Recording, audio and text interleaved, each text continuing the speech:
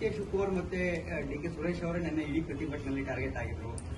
ಇಲ್ಲಿ ನೋಡಿದ್ರೆ ಎಲ್ಲ ಹಂತದಲ್ಲೂ ಕೂಡ ಎಲ್ಲೊಂದ್ ಕಡೆ ಸರ್ಕಾರಿ ಭೂಮಿಯನ್ನ ಕವಳಿಕೆ ಆಗುತ್ತೆ, ಮತ್ತೆ ದೊಡ್ಡ ಮಟ್ಟದಲ್ಲಿ ವ್ಯವಹಾರ ಮಾಡ್ತಾ ಇದ್ದಾರೆ. ಹೀಗಾಗಿ ಒಂದಷ್ಟು ಆರೋಪ ಇಡೀ ಪ್ರತಿಭಟನೆಯಲ್ಲಿ ಆರೋಪ ಮಾಡಿದವರು ಎಕ್ಸ್ MLA ಎ ಮಂಜು ಇರ್ಬೋದು, ಹಾಗೇನೆ ವಿರೋಧ ಪಕ್ಷ ನಾಯಕರು ಆರ್ ಅಶೋಕ್ ಅವರು ಎಲ್ಲರೂ ಕೂಡ ತಮ್ಮನ್ನೇ ಗುರಿಯಾಗಿಸ್ಕೊಂಡು ಇಡೀ ಪ್ರತಿಭಟನೆ. ಈಗ ಆರ್ ಅಶೋಕ್ ಅವರು ಒಂದು ವಿರೋಧ ಪಕ್ಷದ ನಾಯಕರಿದ್ದಾರೆ.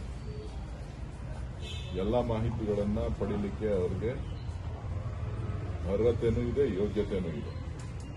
ಅದಿಲ್ಲ ಅಂತ ಹೇಳಿದ್ರೆ ನಾನು ಅದಕ್ಕೆ ಮಾಹಿತಿಯನ್ನು ಕೊಡ್ತೇನೆ. ಅರ್ಹತೆ ಇರೋರು ಯೋಗ್ಯತೆ ಎರಡೂ ಇದೆ ಅಂತ ಅನ್ಕೊಂಡಿದ್ದೀನಿ. ಅದೇನಾರ ಇಲ್ಲ ಅಂತ ಹೇಳಿದ್ರೆ ಎಲ್ಲ ಮಾಹಿತಿಯನ್ನು ಕೊಡ್ತೇನೆ. ಅನವಶ್ಯಕವಾಗಿ ಕಬಳಿಕೆ ಮಾಡಿರೋದ್ರ ಬಗ್ಗೆ ಮಾತಾಡಬೇಕು ಅಂತ ಅಂದ್ರೆ ಉತ್ತರಳಿ ಎಲ್ಲಾನು ನಾನು ಮಾತಾಡಬೇಕಾಗ್ತದೆ, ಮಾತಾಡಕ್ ಹೋಗೋದಿಲ್ಲ. ಕೈ ಬಿಡಬೇಕು ಅಂತ ರೈತರು ಕೂಡ ನಾವು ಸದ್ಯಕ್ಕೆ ನಾವು ಯಾವುದು ಭೂಸ್ವಾಧೀನ ಪ್ರಕ್ರಿಯೆ ಮಾಡಿಲ್ಲ. ಹಿಂದೆ ಏನ್ ಮಾಡಿದ್ರು ಕುಮಾರಸ್ವಾಮಿಯವರು ಅದು ಮುಂದುವರೆದ ಭಾಗ. ಕುಮಾರಸ್ವಾಮಿಯವರು ಮಾಡಿದಂತ ಅವರ ಆಶಯದಂತೆ ಏನು ಉಪನಗರಗಳ ರಚನೆ ಆಗಬೇಕು ಅಂತ ಹೇಳಿ ಅವರ ಸರ್ಕಾರದ ಅವಧಿನಲ್ಲಿ ತೀರ್ಮಾನ ಆಗಿ ಅದನ್ನು ನೋಟಿಫೈ ಮಾಡಿದ್ರು.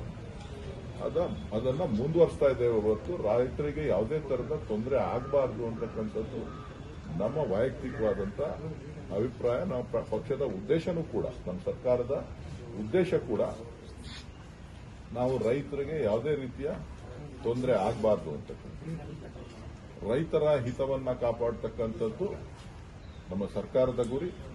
ಮಾನ್ಯ ಉಪಮುಖ್ಯಮಂತ್ರಿಗಳು ರೈತರಿಗೆ ಖಂಡಿತ, ಆ ಭಾಗದ ರೈತರಿಗೆ ಖಂಡಿತ ನ್ಯಾಯವನ್ನ ಒದಗಿಸ್ಕೊಡ್ತಾರೆ.